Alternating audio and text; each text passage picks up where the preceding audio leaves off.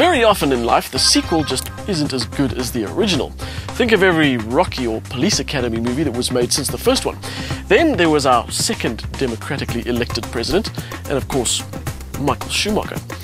But thankfully, it's not always the case with cars. And here's just one example, the new Kia Sportage. The old one was horrible in ways that only old Korean cars can be, but this, straight away you know it's better before you even drive so much as a millimeter in it. How did Kia manage such a vast improvement in such a short time? Maybe it's because they listened to all their market research. Maybe it's because they got tired of building ugly cars. Maybe it's because of both of these things, combined with the fact that they hired a German to design this one. His name is Peter Schreier, and he used to work for Audi.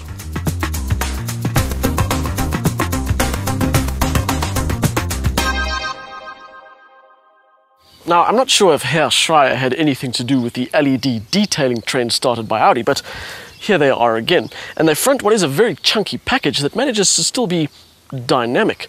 It's certainly more hardcore looking than most of its competition, especially that other Korean, the Hyundai iX35. And it is a very good looking car.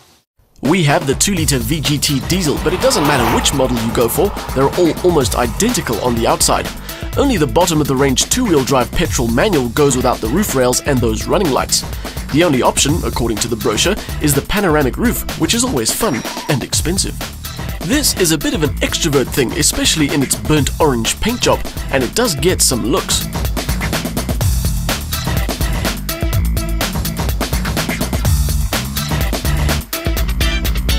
That sense of severe upgrade continues on the inside. There is a lot of plastic, but it's not exactly what you'd call cheap. Plus there are some glossy bits and some red illumination to add to that sense of quality. The electric windows and mirrors and the electric driver's seat are all standard, and in this top-of-the-line diesel there are a whole lot of extras. The highlights include leather, keyless entry and operation, and park distance control with reversing camera. It's not perfect though. I'm still not a fan of the cheap-looking switches on the steering wheel, and I found my right knee took a bit of a bashing on the hard plastic edge of the center console. Also, the steering wheel is only height adjustable, and bizarrely, there's no RDS function on the radio. The entire RPM office is wondering how it's even possible in this day and age. How do you make a radio without RDS?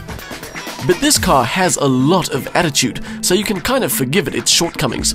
The really nice thing about this interior is the way it seems to shrink around you without really robbing you of any space. It feels very car-like.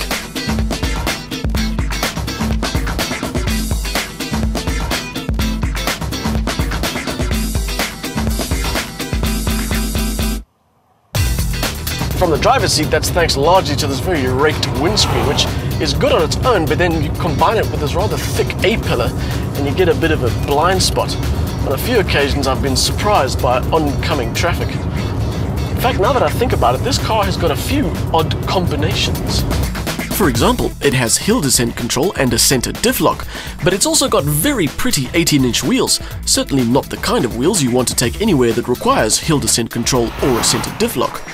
Then there's the auto box / torque curve combination. This 6-speed auto isn't the best. It kind of takes its time making up its mind. And then you combine that with a torque peak that comes in at about 1800 to 2200 RPM, and quite often you're left wondering what the car's going to do next.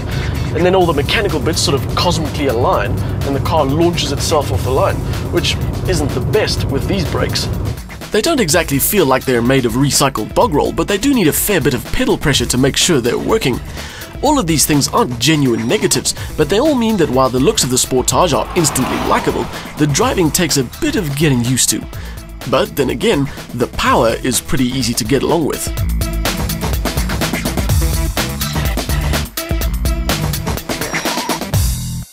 130 kilowatts and 382 newton meters from the 2-litre 4-cylinder turbo diesel. Now, we can't dispute Kia's claim of 198 grams per kilometer for CO2, but their combined cycle fuel consumption figure of 7.5 litres to the 100 is just a little bit optimistic. You should always take manufacturers' consumption figures with a healthy pinch of salt, or skepticism, but during our time with the car we didn't get anywhere near that. Our real-world figure, including a fair bit of highway time, was around the 11.5 mark, and as much as this car is punted as a decent 4x4, the only time it'll spend anywhere near wild Africa is parked at the zoo. It is a city car, so expect city-type fuel returns. Again, that's not a total negative and probably a case of learning to get the best out of the thing. A real positive though is the standard safety stuff: ABS, EBD, traction control, stability control, corner braking control, dual front and side airbags, and front fog lamps. Although I'm pretty sure they'd have the front end illumination sorted even without those. And now we get to the part where I have to sum up my opinion about this car. And to be honest, I'm not sure. When I gathered all my thoughts, it didn't seem like the best choice, but I really enjoyed driving it, and it is a very good looking piece of machinery. I can't help but ask myself the question, is it as good as the Hyundai iX35? And I'd be hard pressed to choose between the two.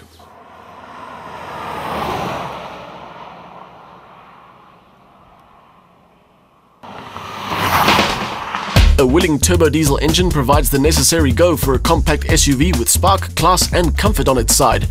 Add attractive Eurocentric styling and an equally well-designed cabin, and the Sportage is a potential winner.